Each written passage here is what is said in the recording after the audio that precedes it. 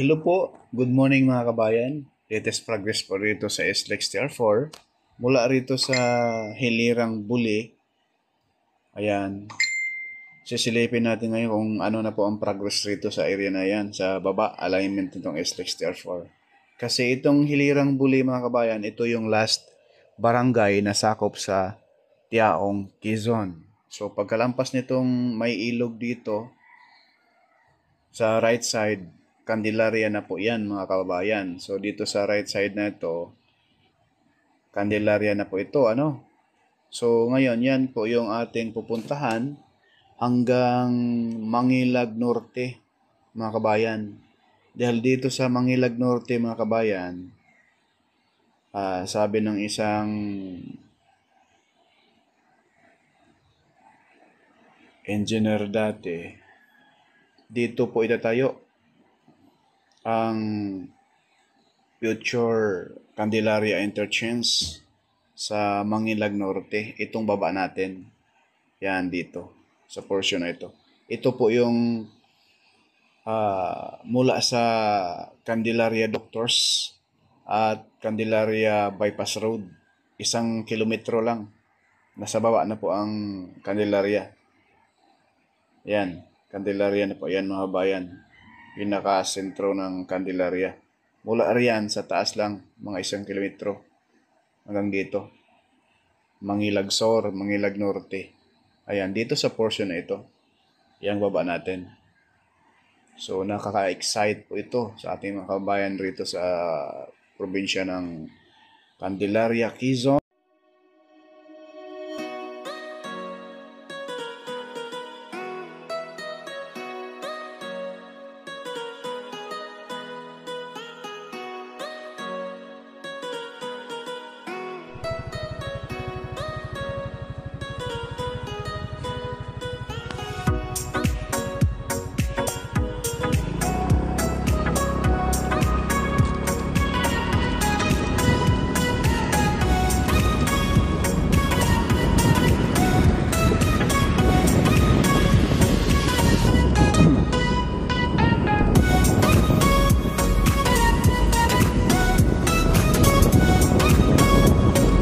Sobrang lapad. Grabe yung mais mga tataba.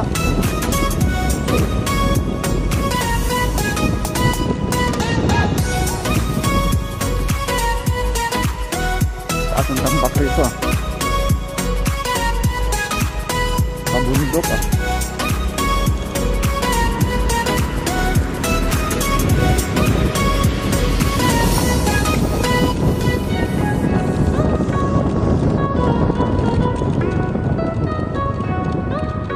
Ito yung papasok sa mga barangay dyan mga kabayan, no? Diretso tayo, papunta na tayo ng ano, Candelaria.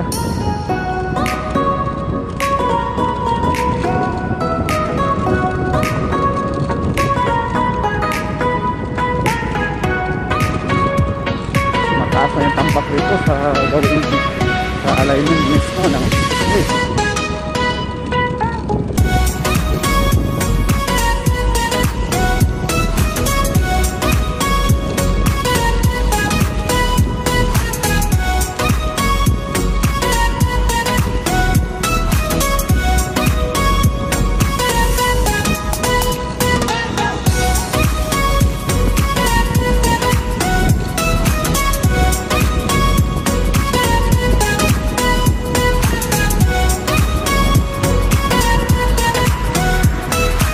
dati. Dito tayo dumaan papunta doon sa Maharlika Highway.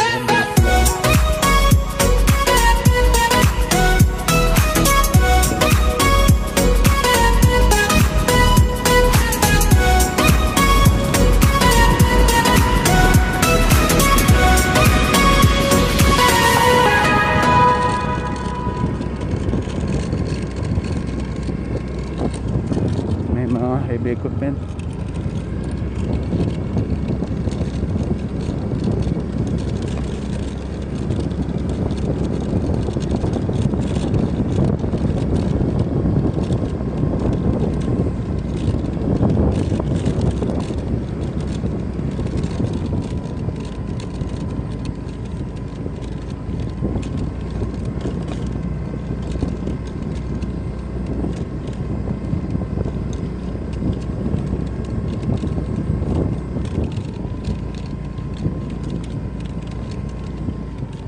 taas na rin dito.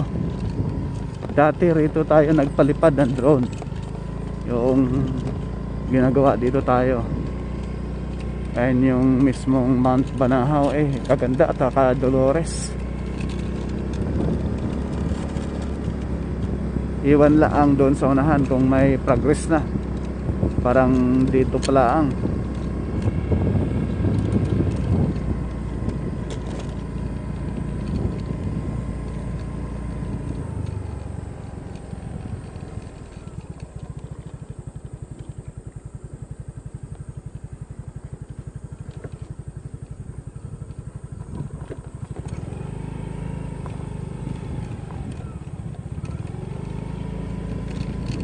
Barangay Balubal ba to?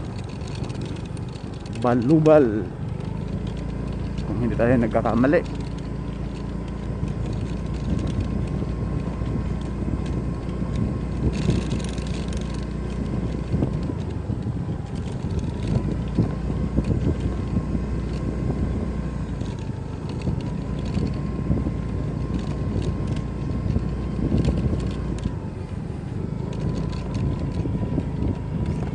Parang wala pa gaanong progress rito mga kabayan. Try natin doon sa unahan, kasi para balik tayo sa Maharlika Highway kung wala pang madaanan dyan sa unahan.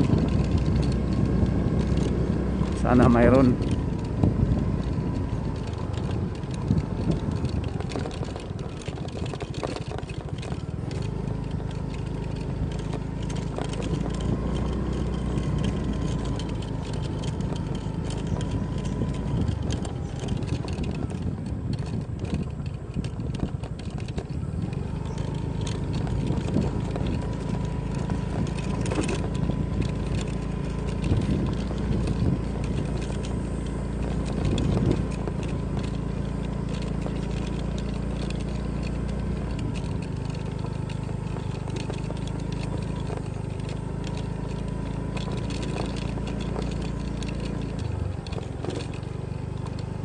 So ipakita ko rin po sa inyo mga kabayan yung aerial view natin mula doon sa Kabatang papunta dito sa Hilirang Buli, Barangay Lagalag. So ayan po, yung kaharap sa ating camera ay kung saan tayo galing kaganina sa ating ground shot, no? Approaching ito sa Barangay Kabatang, Tiaong, Quezon pa rin. So ang pinaka last barangay ho kasi nitong mga kabayan, Tiaong, Quezon, itong Barangay Hilirang Buli or Lagalag.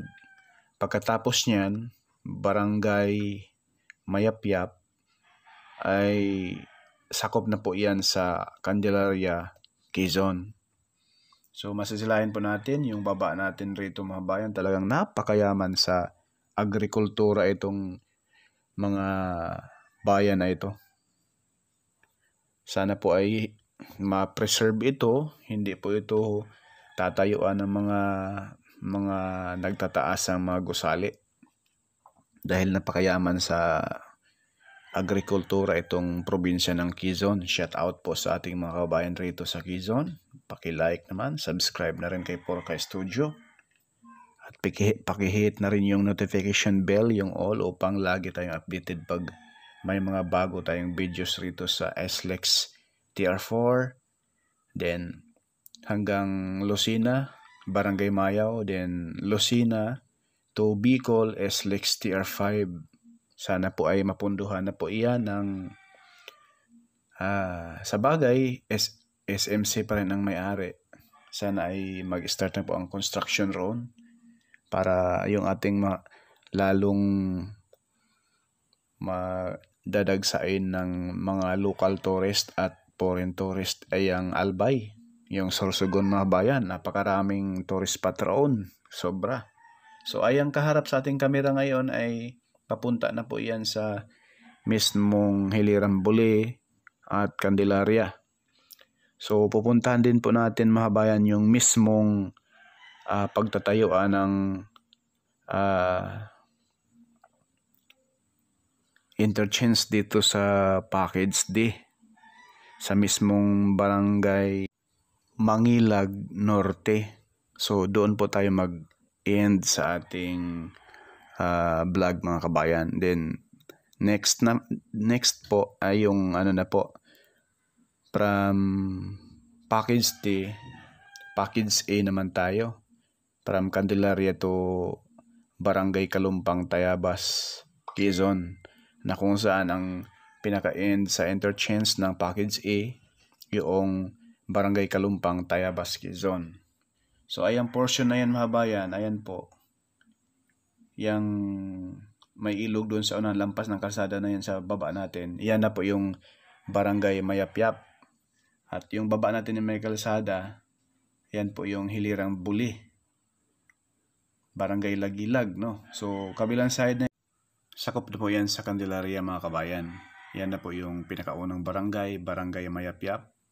So ipakita ko na po sa inyo yung ground shot natin.